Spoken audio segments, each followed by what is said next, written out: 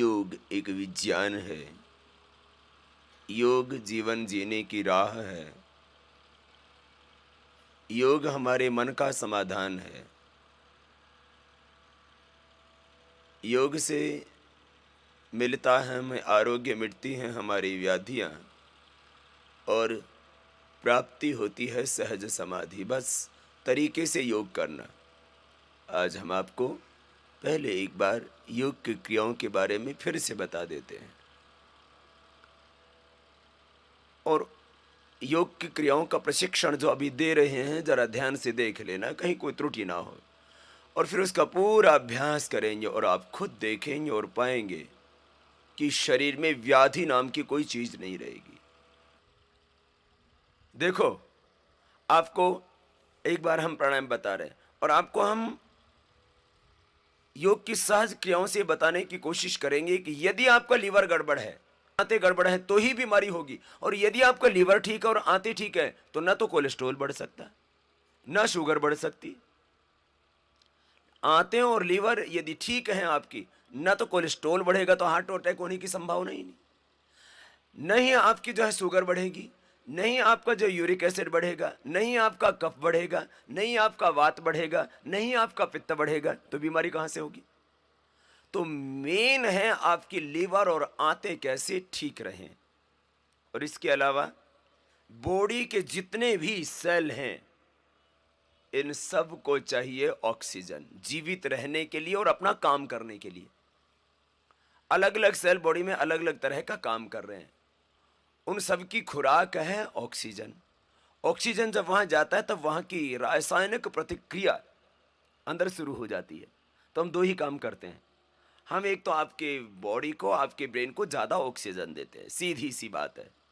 और दूसरा, हम आपके लीवर को, रातों को स्वस्थ बनाते हैं। इसके साथ और भी कई चीज़ें होती हैं, लेकिन मुख्य बात आपको बताई। तो क्या करना, आओ बैठो, अभी ऑक्सीजन भरने का तरीका सीख लो और आंतों और लीवर को कैसे स्वस्थ बनाया जाता है। अब आंतों और लीवर के साथ फिर किडनी भी ठीक होती है, किडनी भी बहुत जरूरी है।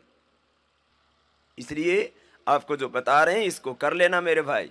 मैं पूछता हूं, खाते किस लिए हो? बोले जीना, जीने के लिए खाते, न खाएंगे तो जीवित कैसे रहेंगे। खाने से जीवित नहीं रहते, पचाने से जीवित रहते हो।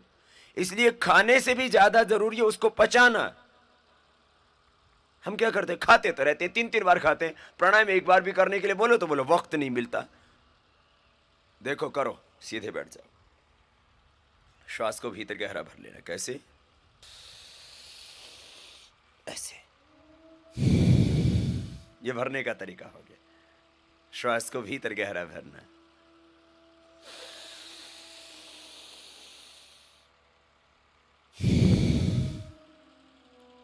भरो आप भी, श्वास को भीतर गहरा भरो।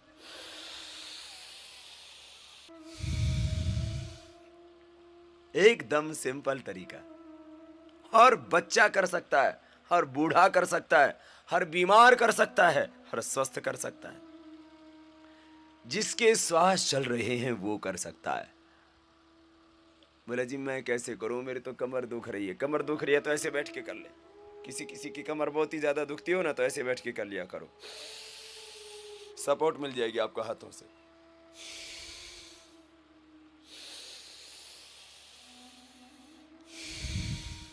सांस को भरना ही तो है,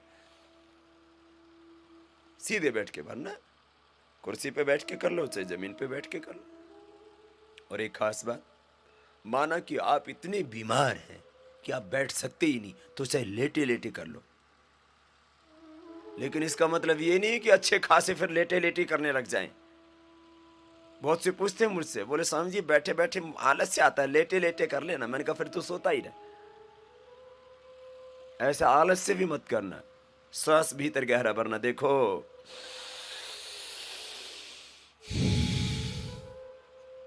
सांस गहरा भरो, जोर से नहीं करना, यूं नहीं करना। ऐसा करने से क्या होगा, फेफड़े के जो सेंसिटिव सेल हैं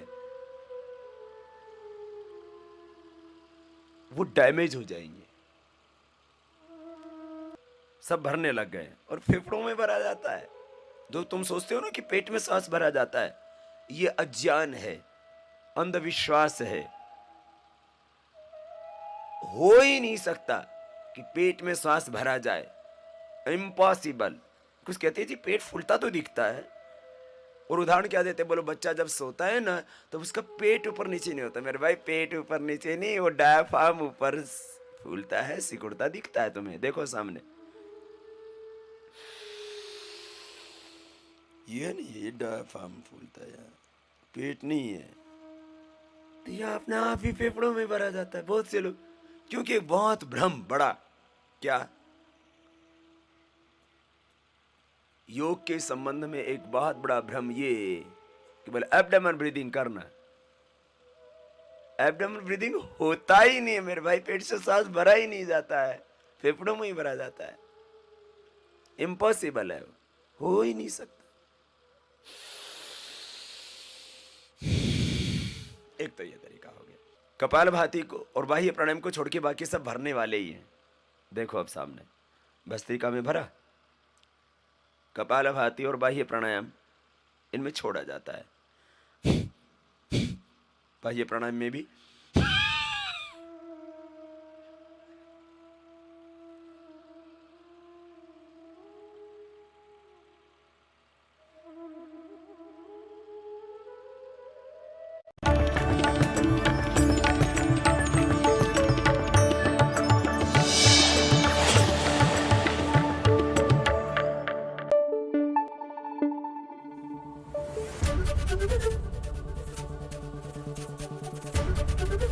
एबीपी न्यूज आपको रखे आगे।